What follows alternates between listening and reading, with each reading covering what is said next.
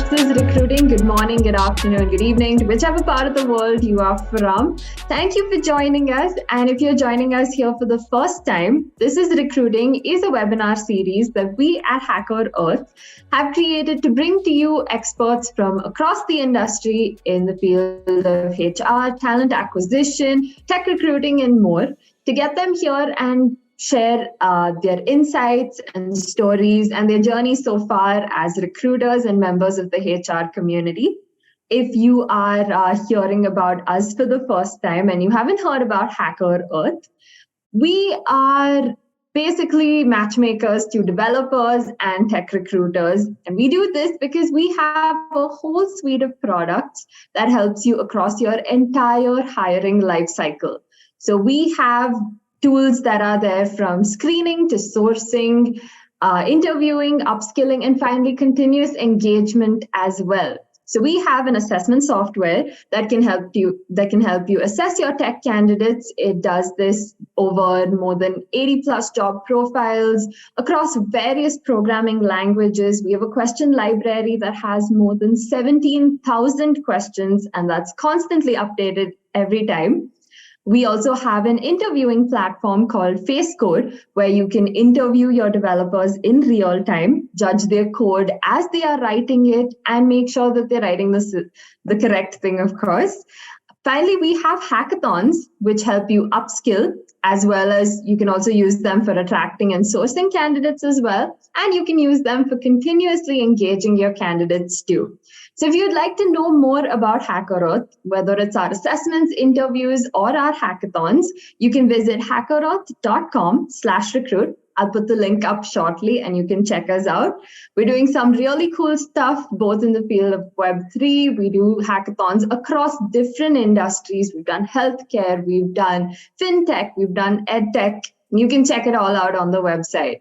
But before we get into more of that, I like to get to the main event of today, and we have someone really special joining us, someone who's a leader in the industry. I'm pretty sure you've seen him all over LinkedIn.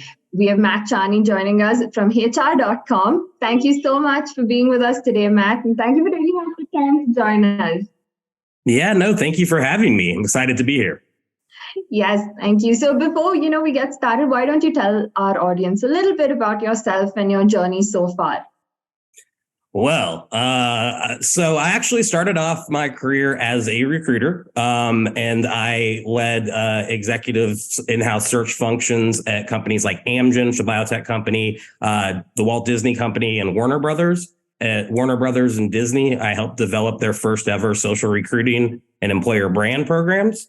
And then as happened yesterday, as it turns out, the economy is cyclical. So Disney had some massive layoffs when I was working there and stopped hiring just like they did yesterday. So as a result, I actually got more into the industry trend and data side of the house. So I've worked in marketing and talent intelligence leadership roles for companies like Monster, Allegis, Cornerstone On Demand, and helped build Recruiting Daily.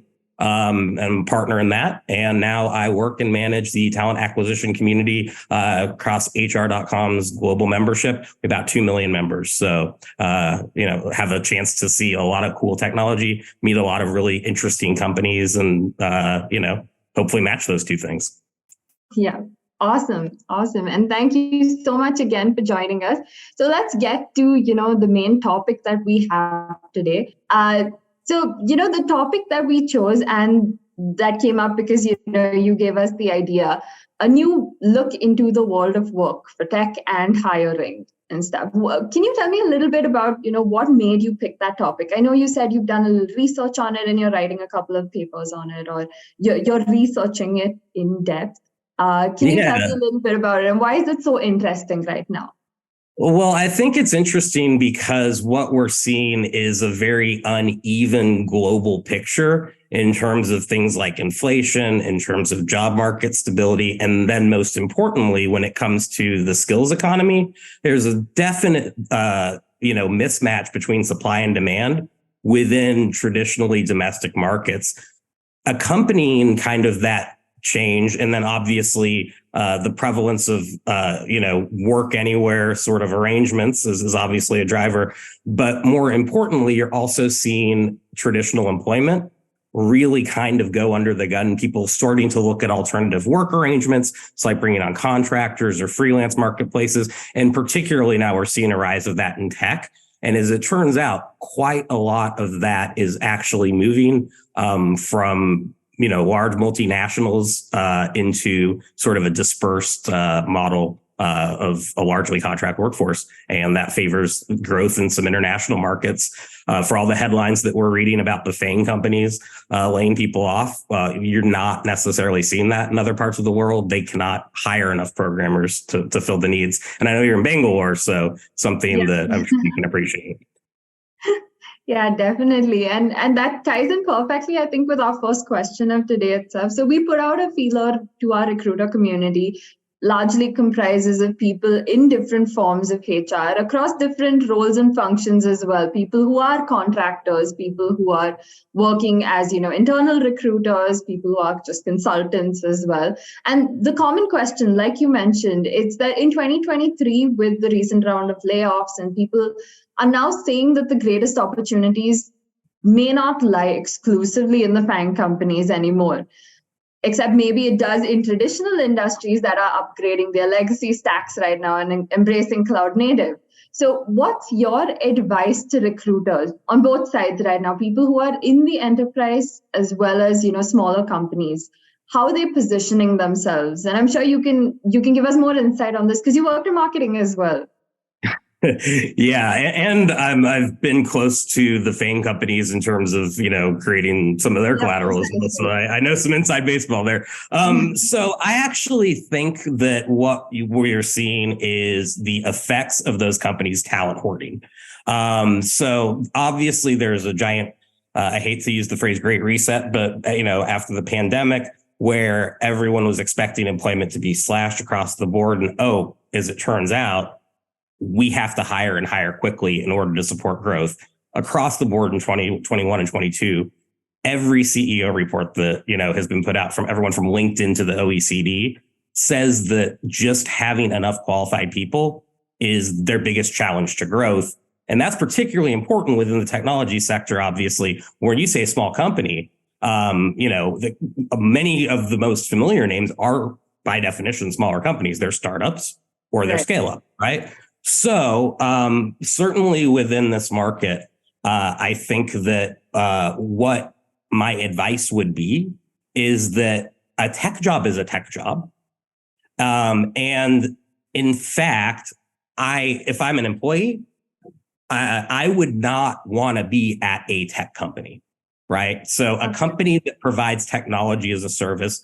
So any of the Facebooks, Amazons, Microsofts, I might want to work for Microsoft right now, which is weird, but that's another conversation. But those companies really, it's a bunch of these, people who have the pedigrees and who have the experience very narrowly clustered. But everyone's an all-star.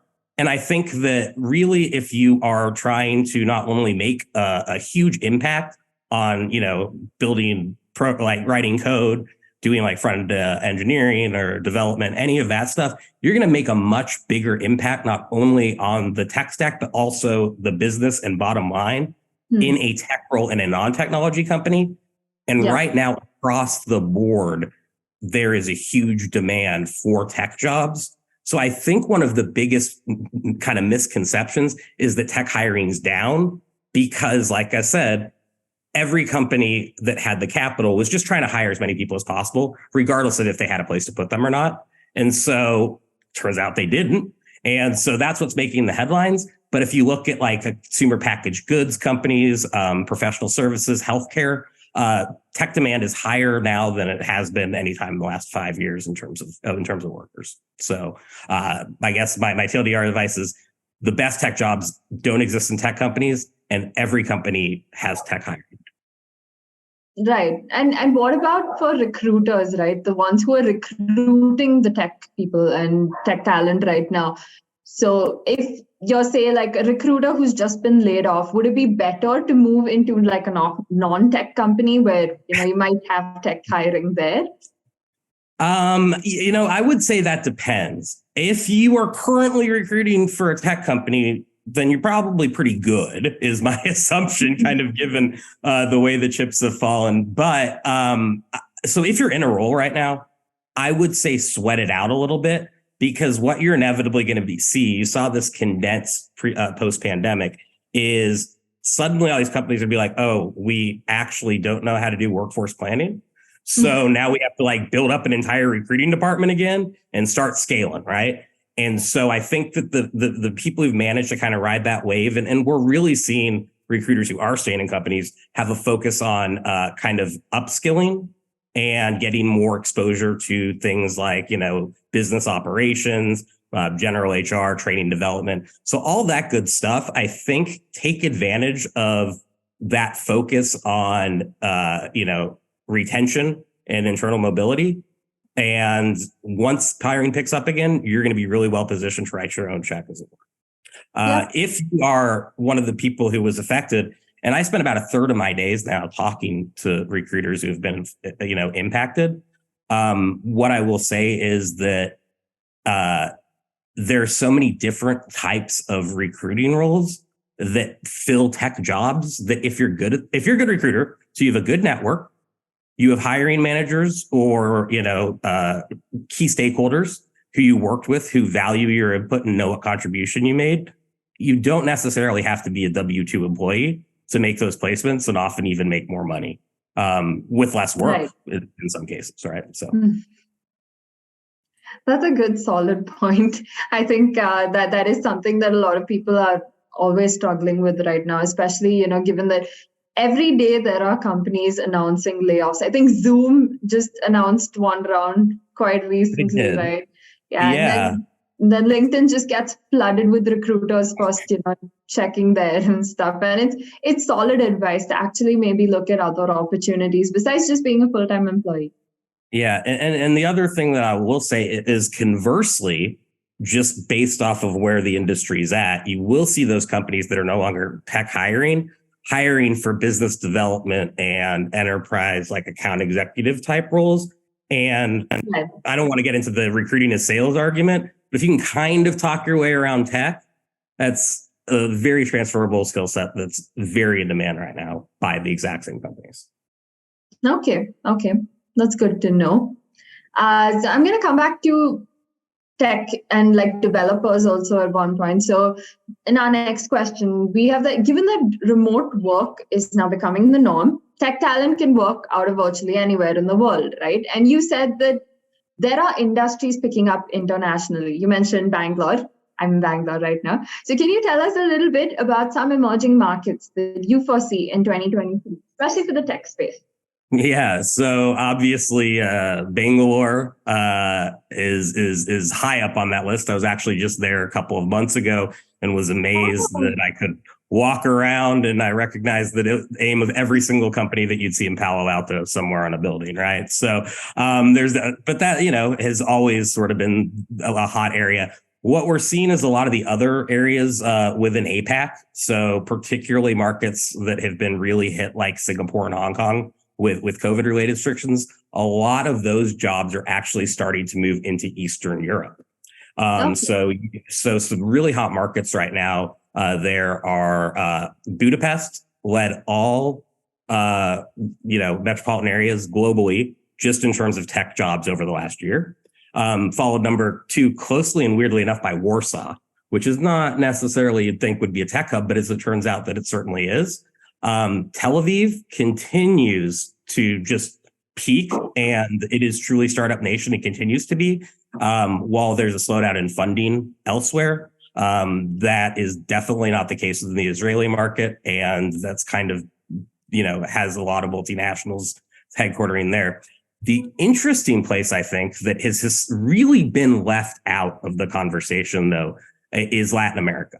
So Latin America's got the biggest concentration, I think, of future need for just hiring across the board. And there are a few different variables here that are in play. One, from a U.S. point of view, you have workers who are likely to speak English, but also bilingual, which is about half of the U.S. population right now, who are more or less in the same time zones.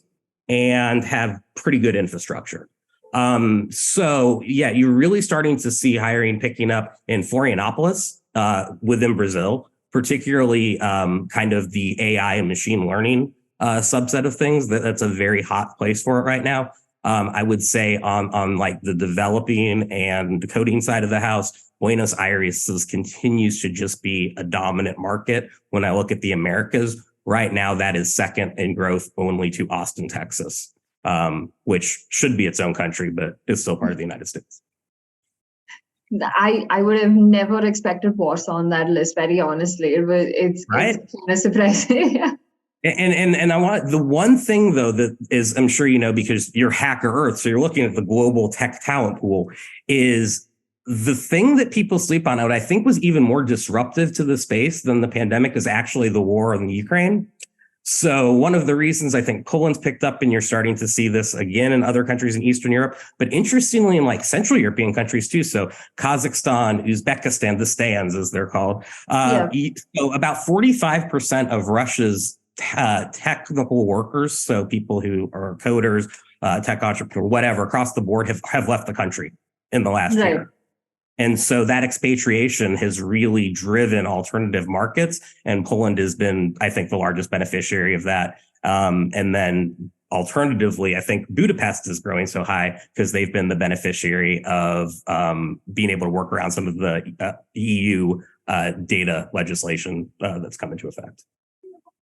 Yep. And what about like global companies itself? Are they recruiting primarily out of these regions, or is it just, very local? They are. And I think that what you're starting to see is if you look at where companies are being funded, that's generally like a good leading indicator, as it were. You're really seeing just a bunch of money, literally billions of dollars being thrown into the most boring, I'm going to bore everyone for a second here, category within the TA technology space. And that is this concept of a PEO, or a professional employment organization. So you have companies like Globalization Partners, Deal, Oyster, and Papaya are all unicorns. And those valuations have been within the last year.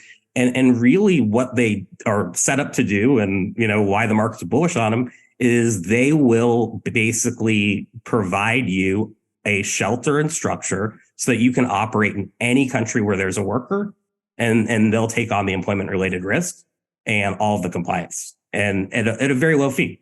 So given that category is rising, what I think you're going to start seeing is not only I can work in Boise, even though my company's headquartered in San Francisco. You're going to say, even though my company's headquartered in Seattle, I can do this job in Cape Town. Right. And there's no longer the traditional like visa impediments. And even more importantly, with remote work, there's not the cultural differences. I think we're really going to move away from this culture being the most salient part of a tech organization to it being skills. And that is as location agnostic as really anything. So I'm all positively encouraged by these trends. That's something we are definitely hoping for, because our motto is skill-based hiring. So if it does move only into skills, that's when we would really benefit at HackerEarth. Yeah, well, I think it was Deloitte just released a study. It was the last couple of weeks that said that 81 or 82% of companies said the digital skills gap was like not only their biggest problem, but that they were going to specifically be building strategies to address hiring through skills. And fortunately, tech's actually the easiest of all categories, other than maybe customer service, to be able to suss out and effectively rate a candidate's, hard skills in a standardized and methodical way. Right. I'm going to take a quick digression here because we have a question in the chat. What do you think about tech talents in Mexico compared to Brazil? Where is the bigger pool? That's an apples to oranges. So Brazil is the more populous nation with the larger economy. So my answer would be Brazil, but that's an apples to oranges comparison for the reason that Brazil is obviously not a Spanish speaking country. So it's a little bit different, both in terms of language and culture. So you have a little bit more self-contained of an ecosystem in the Brazilian market than you might have even just across the border in Argentina. So Mexico, though, is interesting because it generally tends, much like manufacturing, to be a very nearby place where US based and Canadian based companies can pool talent from. Just because the immigration laws are different. It doesn't have a very strong tech scene. There's a very strong services layer to support the tech industry, as opposed to like core tech companies, if that makes sense. If I was picking a city in Mexico, though, that has probably the greatest chance of tech growth over the next 18 to 24 months, it'd be Monterrey. You're seeing a lot of startups kind of emerge from that market. Okay. I hope that answers your question. Well, I'm going to move on to our next question from our community. So this is something that pertains to, what we discussed when we were picking the topic. And you mentioned that there are many variations and expectations this year in recruiting and hiring processes. So can you give our audience your insights on the processes so far and what you predict for the rest of the year?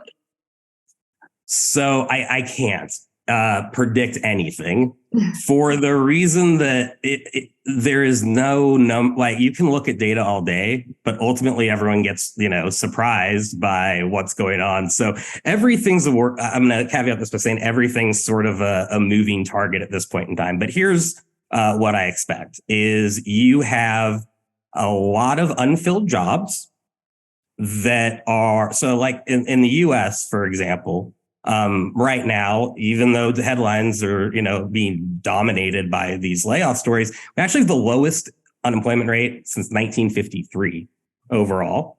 That number is sort of consistent across markets. So while India does have a very high unemployment rate comparatively at around 25%, that's still lower than it's been since I think Nehru was prime minister. So what you're looking at is a lot of job creation. And I think that that's going to continue for the reason that not only is access becoming more democratized and infrastructure is being built up, but the need to help facilitate what the consultants call digital transformation is so important. And I think that even if companies aren't optimistic about their future hiring needs, and even if they are uncertain or freezing spending, travel, all those signs that generally point to, oh no, there's going to be cutbacks or some business issues. We don't see that to be the case at all in digital transformation. In fact, companies are spending more there. So when it comes to just, again, pure tech roles, I think that's going to continue to accelerate. And the jobs numbers globally, when we look at the OECD number at the end of the year, is expected overall to stay flat. But I think in tech, what you're going to see is actually a fairly significant increase because you're having people who were not officially a part of the formal workforce starting to join the formal workforce, which adds, workforce participation rates and then lowers overall unemployment. I think it's a good time to be a recruiter. I think it's a good time to be in tech. And I think it's a particularly good time to do those in multiple geographies. Okay. And again, a little bit of a digression into something that we get asked a lot, for tech recruiters itself or people transitioning into tech recruiting, because I think there's a lot of the times there's a misconception that it's hard to get into tech.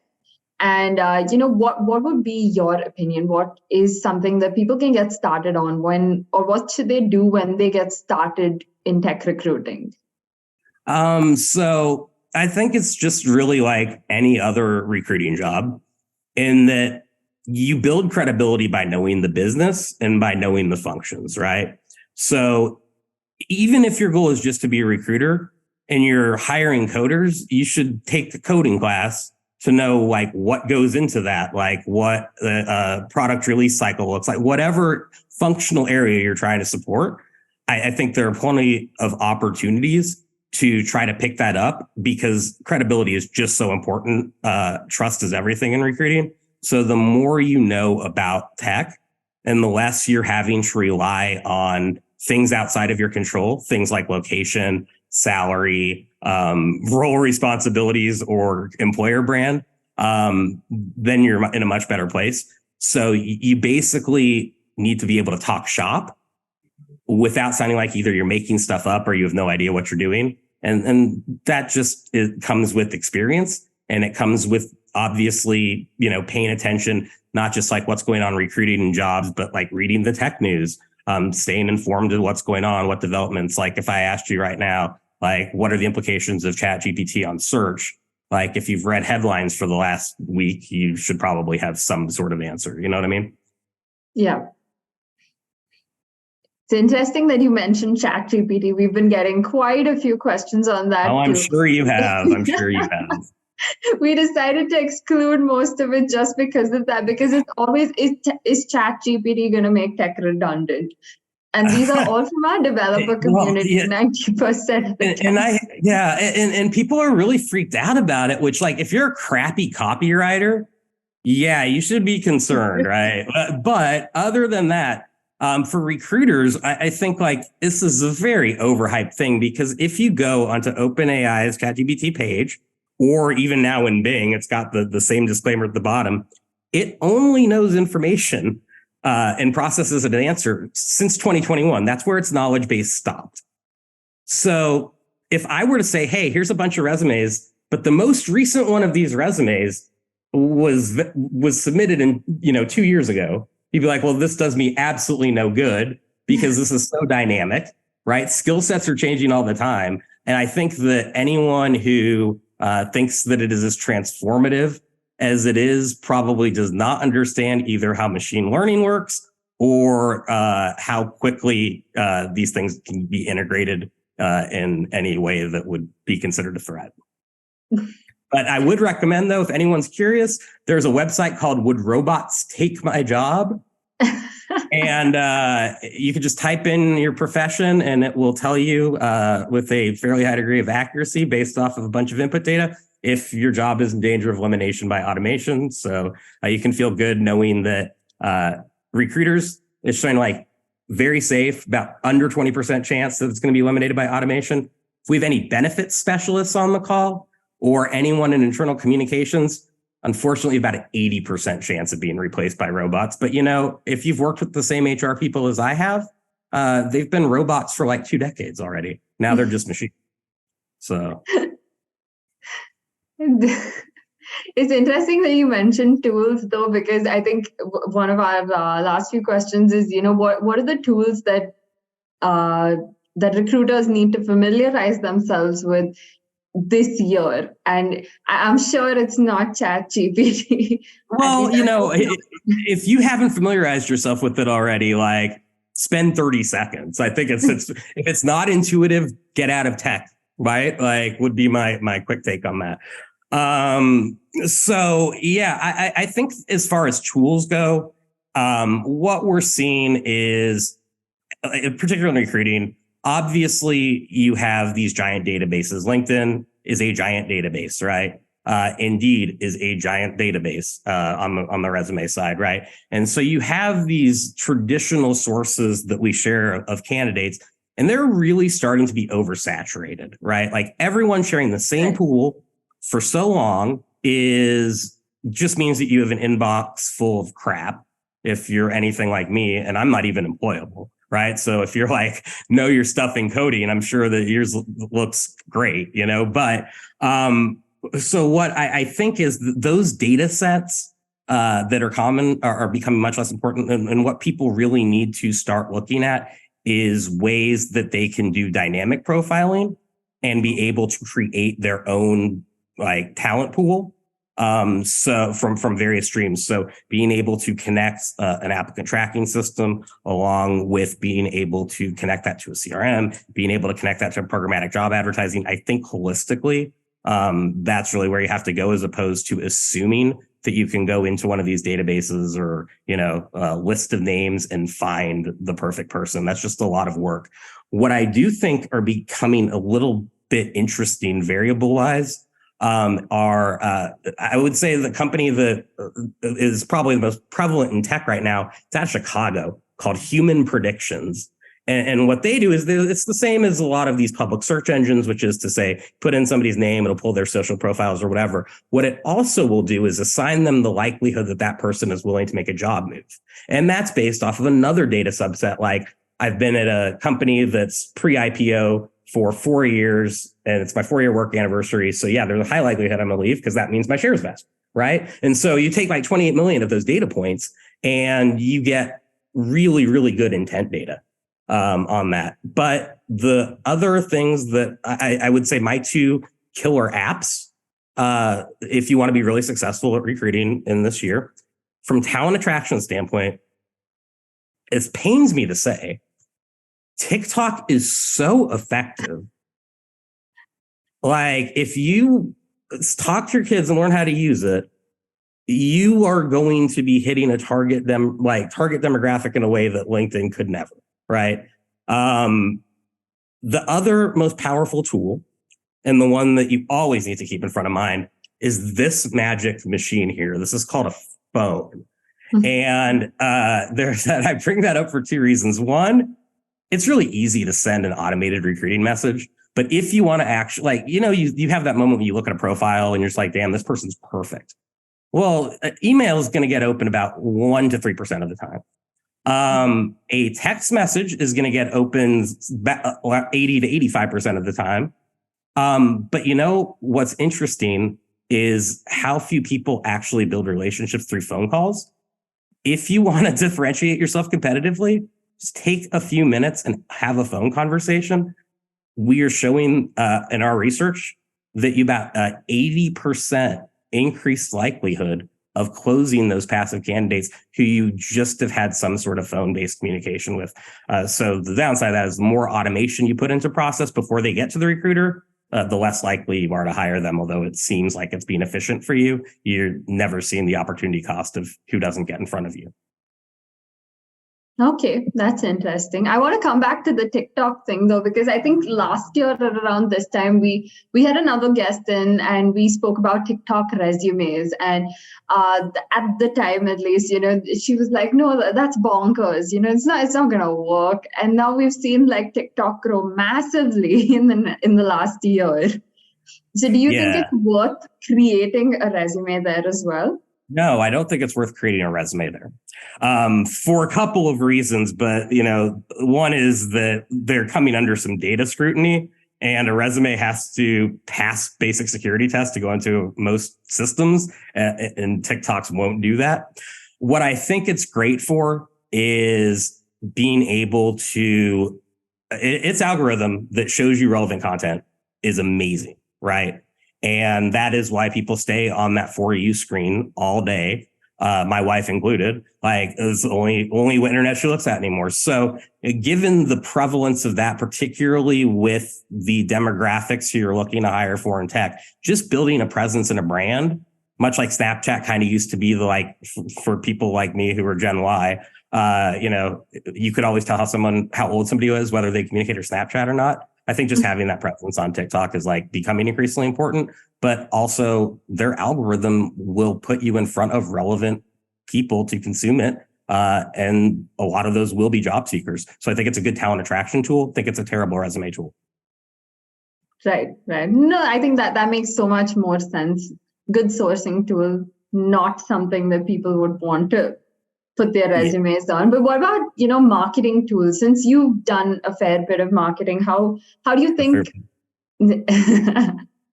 Okay, way more than a fair bit. No. Yeah, we're good. So here's what's interesting to me is now within recruiting, we are kind of in this place where buying platforms to overlay really bad systems, right? Which is where you have this CRM or talent intelligence layers coming into place. But particularly when it comes to marketing, I have always wondered, but now more so, why HR departments and TA in particular has distinct systems for marketing. So why do you need a CRM just for your candidates, which, by the way, lack a lot of functionality and integrations compared to that category? Why don't you use the tool that your marketing department's on, particularly because of the trend that has been repeated for the last 20 years worth of studies that customers become candidates. And they're already passionate and brand aligned. So, they say candidates are customers. That's true. And they should be sitting in the same pool and scored the same way. Okay. And what about, but in terms of marketing, I meant more like, how would recruiters upskill themselves when it comes to marketing and, maybe creating like a better employer brand, or maybe just familiarizing themselves with building a brand? Yeah. So my advice is ignore it. Right. So the first step to being called out on being fake, which is like the worst thing you can do from a brand building perspective, is inauthenticity. Is like feel like you have to do like, oh, I have to put a LinkedIn post because this best practice thing says it once a day. And I have to you don't have to do anything. You should do like what you want and what feels best. So I personally do not like making like YouTube videos. I'm much more comfortable writing it in the blog post. So that's what I'm going to do. So I'm not trying to fit anyone else's, definition. What I think is really important to remember is the fact that the goal of building your brand should be that people know you and not the company. So I think the biggest just branding mistake recruiters in general make is they'll be like, I'm Matt from Disney, right? And then when you're not at Disney anymore, then they don't know who you are, or you're not relevant in any way to them until you're back there with a job. So build your brand independent of your company. And when it comes to just content and positioning, don't try to be like an expert in marketing, or like, I love the idea of like, I'm a data storyteller. Like at the end of the day, no, you're a recruiter. Your job is to fill jobs. We got other people to do this stuff.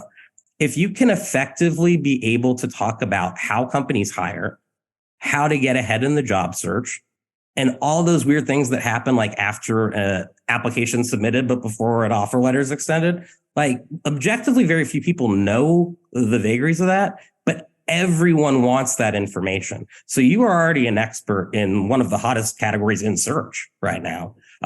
Play that up. And I think that that's how you build authenticity. You can't create a brand so much as, amplify your own if you're doing it right. Right. Definitely. I think that makes so much sense.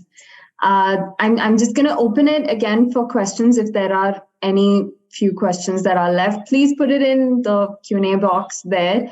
We're coming to the end of our webinar now, so we have just a few more minutes. In case you have questions, please put it in.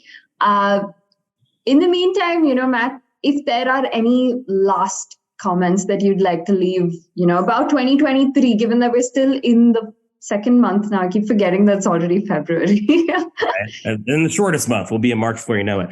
The two things I would say is I would definitely encourage for tech hiring, just statistics and like sentiment. HR.com, we do a lot of global research. So we have a resource center with some really interesting downloadables and white papers, infographics, that sort of thing. So I have to give a shout out to my employer because I think we actually do good work there. And then the second is that this is an amazing time just when it comes to how dynamic both the job market and skills market are. So take advantage of it and pay attention to following a track that gets you to where you want to go rather than worrying, oh, am I going to have a job? I better hang on to this. Like self-preservation is not going to get you anywhere in a market like this except laid off and like not contracted after that. So what I would say is be true to yourself and an end goal that you have, and this too shall pass. But don't get freaked out by the headlines because ultimately there are more jobs now than there were in 2019 before any of us knew what a coronavirus was, Right. That's good, solid advice. And unlike most of the other people, not fear mongering, thank God. Otherwise, that tends to happen a lot during some of the other events that we've attended. And just to give a shout out again to HR.com, we've attended a lot of your events and they're awesome. A lot of resources there, incredible learnings, especially for the recruiter community. So I too would encourage, definitely attend the virtual events as well. They're awesome for actually getting some knowledge out of it. And I think that's it. We don't have any other questions. So thank you, Matt. Thank you so much for joining us and for taking this time right now and giving us all your insights, your stories, and of course, like so much information about the recruiting community and what we can expect for the year to come. So thank you again. And I hope you had a good time too.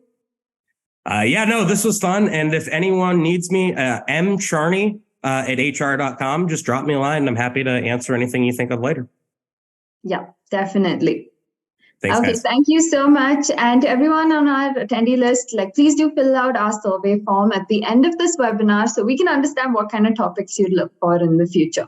And if you have any questions, please drop it in our survey right at the end of this. Thank you for attending again. And if you'd like to check out HackerEarth, I'm putting our URL right there.